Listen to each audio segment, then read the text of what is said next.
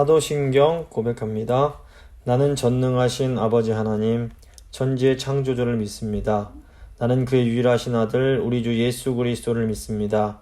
그는 성령으로 잉태되어 동정녀 마리아에게서 나시고 본디오 빌라도에게 고난을 받아 십자가에 못 박혀 죽으시고 장사된 지 사흘 만에 죽은 자 가운데서 다시 살아나셨으며 하늘에 오르시어 전능하신 아버지 하나님 우편에 앉아 계시다가 거기로부터 살아있는 자와 죽은 자를 심판하러 오십니다. 나는 성령을 믿으며 거룩한 공교회와 성도의 교제와 죄를 용서받는 것과 몸의 부활과 영생을 믿습니다. 아멘. 찬송가 286장입니다. 찬송가 286장 찬양하시겠습니다.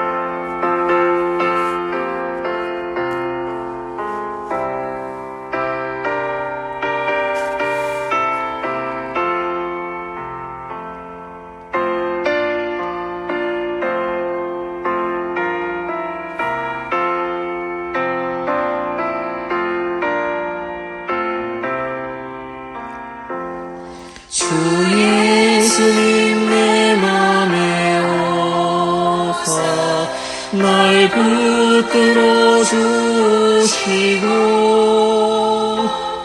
내 마음에 새 힘을 주사 늘 기쁘게 하소서. 사랑의 주 사랑의 주 내 마음속에 찾아오사 내 모든 죄 사하시고 내 상한 맘 고치소서. 주 예수님 내 맘에 오사 내 소원 다하시고 내 무거운 짐 맡아 주사 참 평안을 주소서. 사랑의 주 사랑의 주 내 마음속에 찾아오사 내 모든 죄 사하시고 내 상한 맘 고치소서. 주 예수님 내 맘에 오사 날 정결케 하시고 그 은혜를 내 맘에 채워 늘 충만케 하소서. 사랑의 주 사랑의 주 내 마음속에 찾아오사 내 모든 죄 사하시고 내 상한 맘 고치소서. 주 예수님 내 맘에 오사 내 길 인도하시고 주 성령을 내 맘에 채워 늘 충만케 하소서. 사랑의 주 사랑의 주 내 마음속에 찾아오사 내 모든 죄 사하시고 내 상한 맘 고치소서.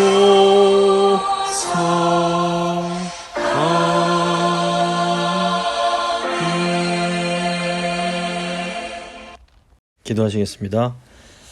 좋으신 하나님 감사합니다. 오늘도 저에게 복된 주일을 허락해 주시고 또 이 하이델베르크 교리문답 통해서 저희에게 10계명을 또 그 의미를 알려주시는 것 감사합니다. 오늘은 이제 그 7계명 가늠하지 말라는 계명의 의미를 함께 살펴보려고 합니다. 주님, 저에게 지혜 주셔서 이 말씀의 의미를 저희 마음 깊이 깨닫게 하시고 또 더 나아가 성령 충만함으로 이 말씀에 순종하는 저희 모든 성도님들 되실 수 있도록 주여 이 시간 함께하여 주시옵소서. 감사드리며 귀하신 우리 주 예수 그리스도의 이름으로 기도드립니다. 아멘. 오늘 주신 하나님 말씀은 고린도전서 6장 18절부터 19절까지의 말씀입니다. 고린도전서 6장 18절로 19절 말씀. 음행을 피하라. 사람이 범하는 죄마다 몸 밖에 있거니와 음행하는 자는 자기 몸에 죄를 범하느니라. 너희 몸은 너희가 하나님께로부터 받은 바 너희 가운데 계신 성령의 전인 줄을 알지 못하느냐. 너희는 너희 자신의 것이 아니라. 아멘. 오늘은 하이델베르크 교리문답 108문과 109문 함께 공부하도록 하겠습니다. 간음하지 말라라는 이 7계명은 오늘날 현대인들에게 무시를 당하는 경향이 있습니다. 그러니까 서로의 합의하에 이루어진 간통은 이제 사회에서 죄로 인정하지 않습니다. 서구에서는 이 간통죄가 폐지된 지가 이미 오래되었고 또 얼마 전에는 한국에서도 이 간통죄를 폐지했습니다. 이제 혼전 순교를 강조한다거나 간통죄를 계속 존속시켜야 된다라는 주장을 하면 아주 고리타분한 9세대 사람으로 취급을 받기 쉽습니다. 요즘 시대가 어떤 시대인데 그런 옛날 얘기를 하느냐라는 소리를 듣게 되는 겁니다. 이런 식으로 이 세상의 문화는 노골적으로 이 7계명에 도전을 합니다. 요즘 TV나 이렇게 인터넷에서 나오는 광고를 보시면 굉장히 이제 사람들의 정욕을 자극하는 그런 내용들이 많습니다. 그리고 이미 인터넷 웹사이트 상에서는 이 포르노 회사들이 거의 엄청난 장악을 하고 있다고 합니다. 이 검색 사이트에 성과 관련된 단어만 치면 음란한 사진과 동영상을 정말 무제한으로 접할 수 있는 그런 세상이 되어버렸습니다. 이런 상황 속에서 성도들이 이 7계명을 지키면서 특히 이 아이들에게 거룩한 삶을 살게 하는 것은 결코 쉬운 일이 아닙니다. 아주 큰 도전에 저희가 직면하고 있습니다. 사실 세상은 계속해서 하나님의 계명, 하나님의 명령을 대적해 왔습니다. 정말로 심각한 문제는 이 세상이 아니라 교회 안에서도 이 7계명에 대한 엄중함이 많이 약해져 버린 것입니다. 이 목사의 직분을 맡은 자가 교회 안에서 절대적인 권력을 휘두르면서 이 여신도들과 부적절한 관계를 맺었다는 뉴스가 종종 들려옵니다. 더 심각한 일은 이런 끔찍한 일이 일어나도 교회가 합당하게 벌을 하지 못하는 것입니다. 일반 신자들도 마찬가지입니다. 신자들의 이혼율이 이 믿지 않는 사람들의 이혼율과 별 차이가 없다는 통계가 아주 많이 있습니다. 이게 어쩔 수 없이 이혼을 해야만 됐던 분들을 정죄하자 이런 의미가 절대로 아닙니다. 우리를 정말로 가슴 아프게 하는 것은 예수 그리스도의 복음이 주님을 믿는 부부들의 이 결속, 하나됨에 아무런 영향을 주지 못한다는 이 현대교회의 현실입니다. 예수님을 믿으며 사는 것이 부부가 서로 하나 되어 사랑하며 사는데 별로 도움이 되지 않는다면 그것은 뭔가 이 믿음에 심각한 문제가 있는 것이기 때문입니다. 이 7계명을 보시면 이 다른 계명들과는 조금 좀 다른 성격이 있습니다. 다른 계명들은 만약에 우리가 그런 계명을 어겼을 때 누군가에게 큰 해를 입히게 됩니다. 이 부모를 공경하라는 5계명을 어기면 부모님의 권위에 큰 타격을 입게 됩니다. 부모님들이 이제 상처를 받으십니다. 또 살인금지라는 6계명을 어기면 이웃의 신체나 또는 이웃의 생명의 손상을 입게 됩니다.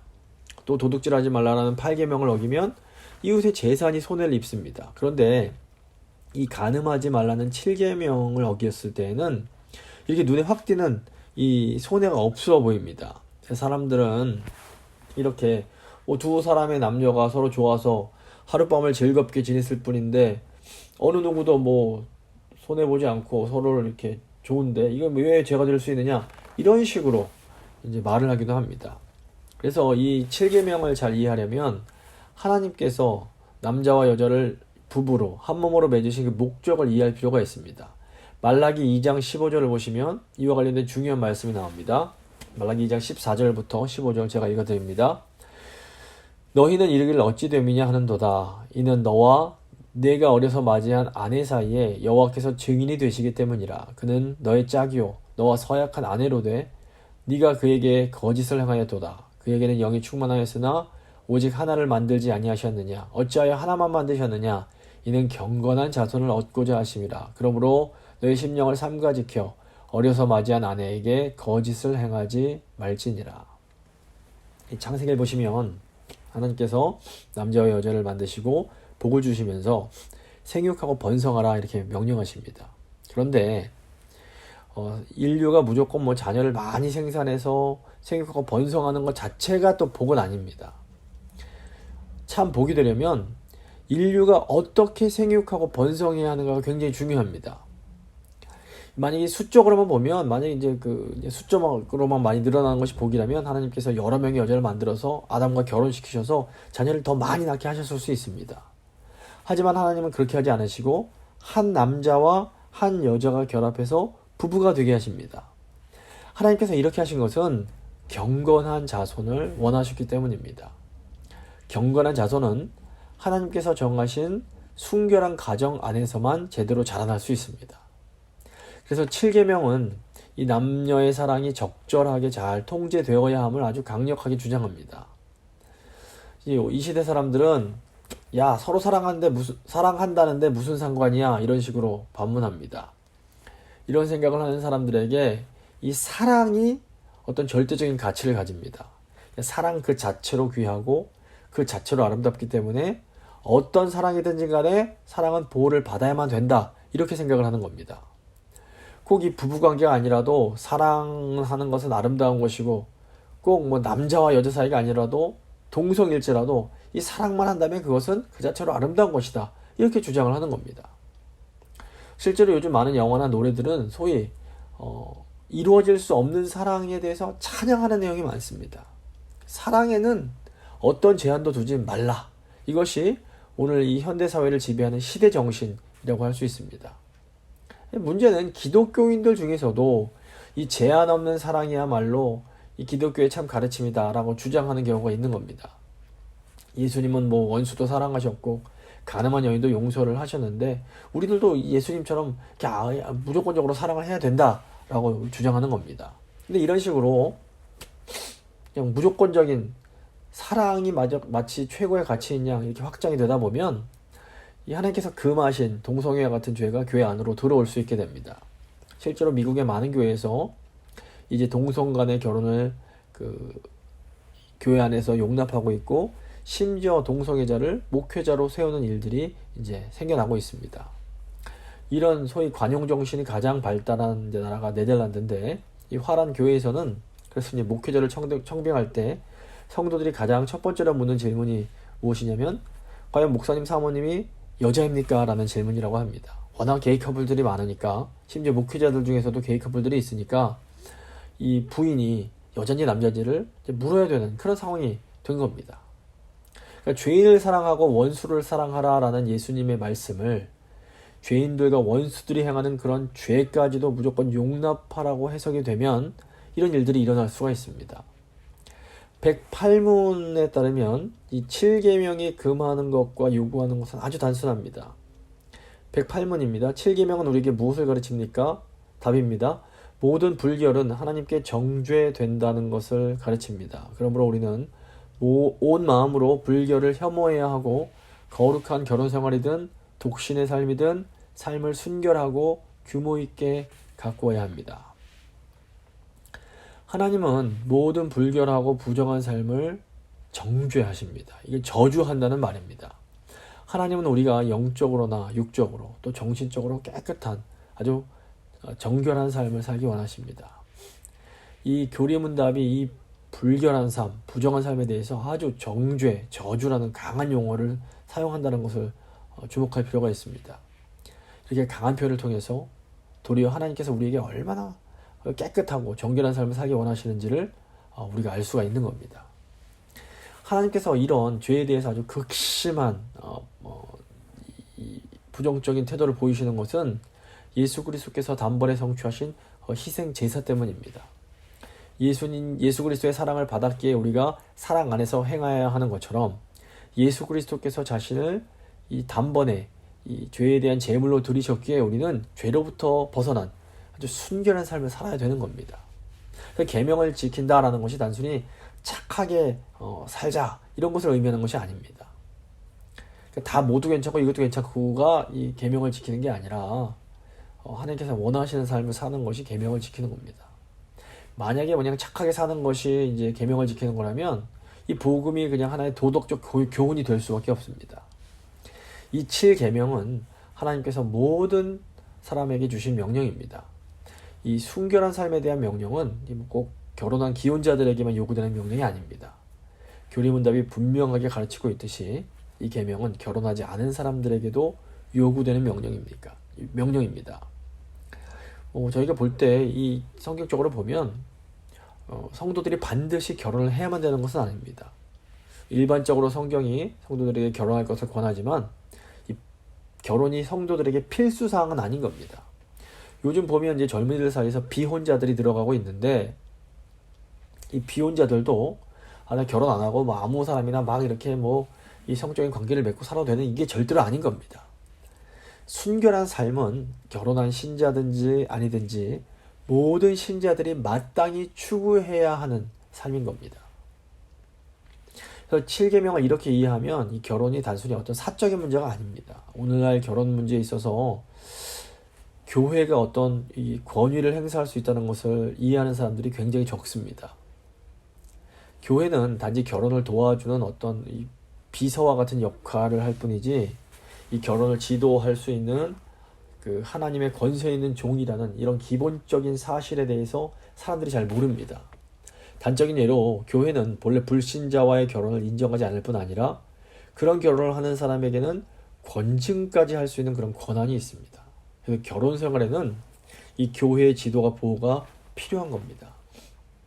이 7계명을 우리가 소중하게 지켜야 하는 가장 중요한 이유는 이 가정을 보호하기 위해서입니다.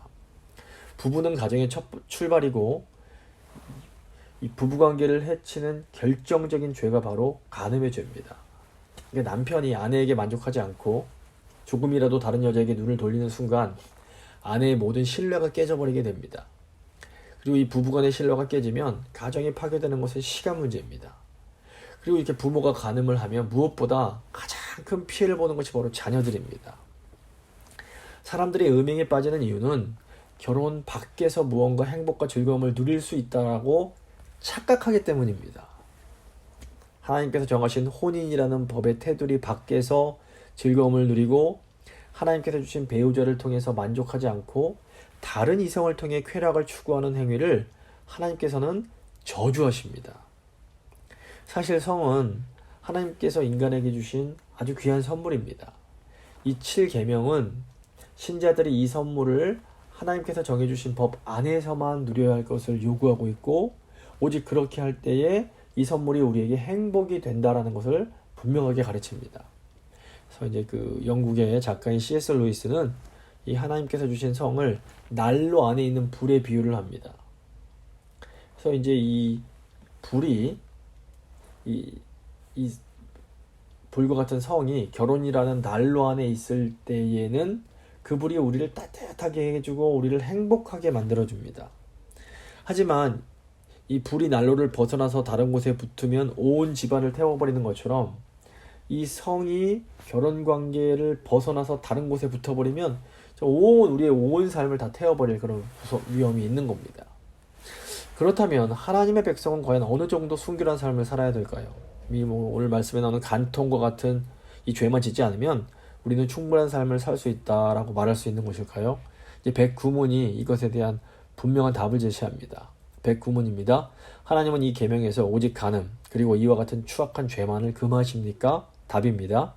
우리의 몸과 영은 모두 성령의 전임으로 하나님은 우리에게 이를 순결하고 거룩하게 보존할 것을 명하십니다. 그러므로 하나님은 모든 정결치 않은 행동, 몸짓, 말, 생각, 욕망 그리고 사람을 그리로 이끄는 모든 것을 금하십니다. 우리는 몸뿐 아니라 영혼까지도 순결한 삶을 살아야 됩니다. 왜냐하면 우리의 몸과 영혼이 예수 그리스도의 그 구속 사역으로 말미암아 하나님께서 거하시는 성전이 되었기 때문입니다. 고린도전서 6장 18절과 19절입니다. 음행을 피하라. 사람이 범하는 죄마다 몸 밖에 있거니와 음행하는 자는 자기 몸의 죄를 범하느니라. 너희 몸은 너희가 하나님께로 받은 바 너희 가운데 계신 성령의 전인 줄을 알지 못하느냐. 너희는 너희 자신의 것이 아니라. 몸과 영혼을 포함해서 우리의 모든 삶이 하나님 앞에서 순결한 삶이 되어야 됩니다. 그리고 우리의 순결한 삶의 첫 출발이 음행을 피하는 겁니다. 실제로 행동으로 옮기지 않아도 하나님께서 허락하신 배우자 외에 다른 사람에게 음욕을 품는다면 그것이 이제 음행이 되는 겁니다. 마태복음 5장 27절 28절입니다. 또 간음하지 말라 하였다는 것을 너희가 들었으나 나는 너희에게 이르노니 음욕을 품고 여자를 보는 자마다 마음에 이미 간음하였느니라. 예수님 당시 많은 사람들은 실제로 부적절한 성적 행동, 어떤 이런 성적인 관계만 갖지 않으면 나는 7계명 지켰다 이런 생각을 했습니다. 하지만 예수님은 제자들에게 너의 눈이 실족하게 하면 차라리 빼어버려라. 차라리 눈 없이 천국 들어가는 것이 더 이제 낫다. 이런 말씀을 하십니다. 그러니까 이 말씀을 통해서 예수님께서 우리가 어느 정도의 순결한 삶을 살기를 원하시는지 그 기준을 알 수가 있습니다. 천국은 오직 순결한 자들만이 들어갈 수 있다는 겁니다. 그런데 문제는 우리가 이렇게 순결한 삶을 살 수 있는 것이 과연 가능한 것인가? 이겁니다. 그렇기 때문에 우리에게 예수 그리스도가 반드시 필요합니다. 예수님께서 우리를 이제 구원해 주셨습니다. 이 구원받은 우리는 이 땅에서 이제 거룩한 하나님께서 원하시는 삶을 살아가야 됩니다. 그런데 우리가 이 땅에서 죄의 유혹을 이기고 거룩한 삶을 살아가려면 반드시 예수 그리스도와 인격적인 이 교제를 나눠야만 됩니다. 우리가 예수님과 아주 인격적으로 깊이 만나고 예수님과 친밀하게 교제할 때만이 우리는 음욕을 비롯한 모든 다른 죄악의 유혹을 이길 수 있습니다. 예수님과 인격적으로 깊이 교제한다는 것, 그것이 무엇인가 하면 예수님의 말씀, 하나님의 말씀이 우리 마음 가운데 깊이 자리하고 있는 것을 의미합니다. 시편 119편 9절부터 11절입니다. 청년이 무엇으로 그의 행실을 깨끗하게 하리까? 주의 말씀만 지킬 따름이니이다. 내가 전심으로 주를 찾았사오니 주의 계명에서 떠나지 말게 하소서. 내가 주께 범죄하지 아니하려 하여 주의 말씀을 내 마음에 두었나이다. 그러니까 하나님의 말씀 안에서 이 살아계신 예수님과 정말 살아있는 이 교제를 누리지 못하면 우리는 음행뿐 아니라 어떤 죄의 유혹, 탐심이든 게으름이든 그 시기 질투이든 어떤 죄의 유혹도 우리가 이길 수가 없습니다. 이게 우리가 내 힘으로 이 죄를 이겨야지, 내 힘으로 음행을 이겨야지, 내 힘으로 시기와 질투를 이겨야지, 내 힘으로 불평불만을 이겨야지 할수록 점점 더 그 죄가 무겁게 우리를 짓눌러오는 것을 우리가 경험하게 됩니다. 그래서 우리가 우리를 힘들게 하는 죄에 집중하는 것이 아니라 우리가 정말 하나님께서 기뻐하시는 순결한 삶을 살기 위해서는 지금도 살아계시는 우리 예수님께 계속해서 우리의 초점을 맞춰야 됩니다. 하나님의 말씀을 우리 마음 가운데 두고 그 말씀을 계속해서 묵상하면서 예수님께 우리의 시선을 맞춰가야 되는 겁니다. 말씀을 마무리 짓도록 하겠습니다. 하나님이 주신 성을 하나님이 허락하신 부부관계 안에서 누릴 때 이 성은 하나님이 우리에게 주시는 놀라운 선물이 될 수 있습니다. 하지만 이 귀한 선물을 하나님이 허락하신 그 바운더리, 그 선을 넘어서 함부로 사용하게 되면 이 성은 모든 것을 다 태워버리는 무서운 불과 같이 될 수 있습니다. 정말로 중요한 것은 우리가 성령님 안에서, 말씀 안에서 예수 그리스도와 정말로 살아있는 교제를 나눌 때에만 우리가 이 계명을 지킬 수 있다라는 겁니다. 그래서 우리가 예수님을 더 깊이 있게 사랑하고 예수님의 말씀을 내 안에 깊이 품고 하나님 앞에서 정말로 정결한 삶을 살 수 있게 해달라고 우리 주님께 한번 같이 기도하도록 하겠습니다.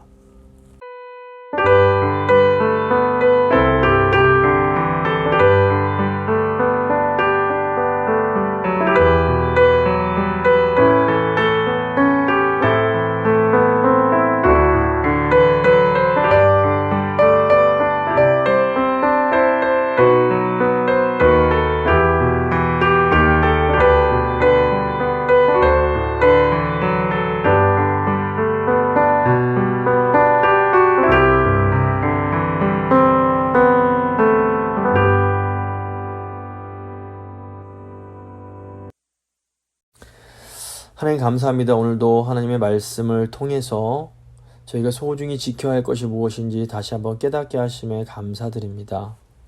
하나님, 원래 하나님께서 선물로 주신 것을 저희가 죄 때문에 마치 불처럼 위험한 것으로 만들 때가 너무 많이 있음을 고백합니다. 주님, 이 시대가 성적으로 너무나 타락하고 음행이 난무하는 시대가 되어버렸습니다. 아버지, 이 시기에 신실한 성도들은 어떻게 살아가야 합니까? 주님, 저희를 불쌍히 여기사 저에게 지혜를 더하여 주시고 저희가 먼저 예수님과 깊이 있게 교제함으로 청결한 삶을 살게 하시고 더 나아가 우리의 다음 세대들도 하나님 앞에 아름다운 신부로 거룩한 신부로 살아갈 수 있도록 잘 지도하고 키울 수 있도록 좀 저에게 힘과 능력을 더하여 주시옵소서. 주님께 모든 것 맡기며 귀하신 우리 주 예수 그리스도의 이름으로 기도합니다. 아멘. 찬송가 420장입니다. 찬송가 420장 찬양하시겠습니다.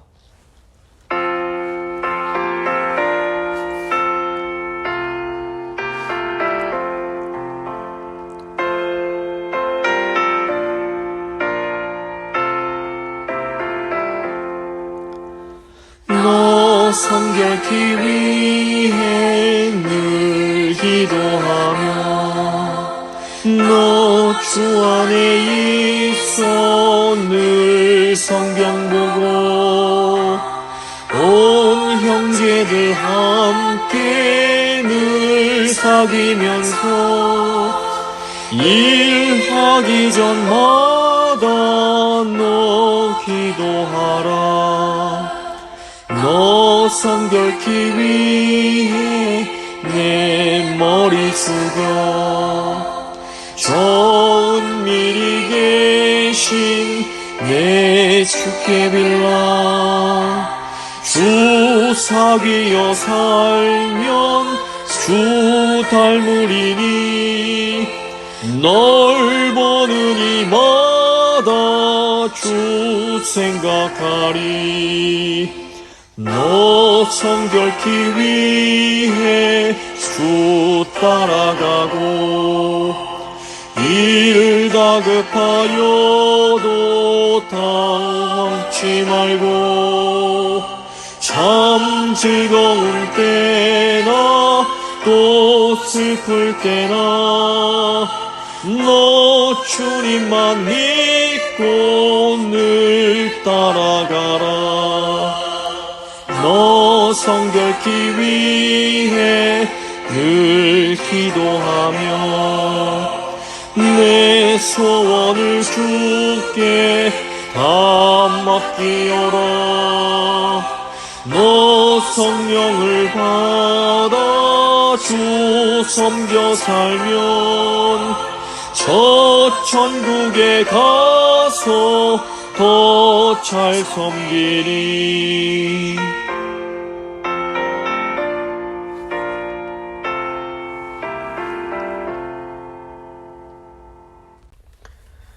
주님 가르쳐 주신 기도로 예배 마치도록 하겠습니다.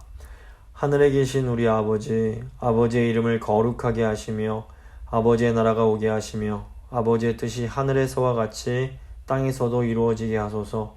오늘 우리에게 일용할 양식을 주시고 우리가 우리에게 잘못한 사람을 용서해 준 것 같이 우리 죄를 용서해 주시고 우리를 시험에 빠지지 않게 하시고 악에서 구하소서. 나라와 권능과 영광이 영원히 아버지의 것입니다. 아멘.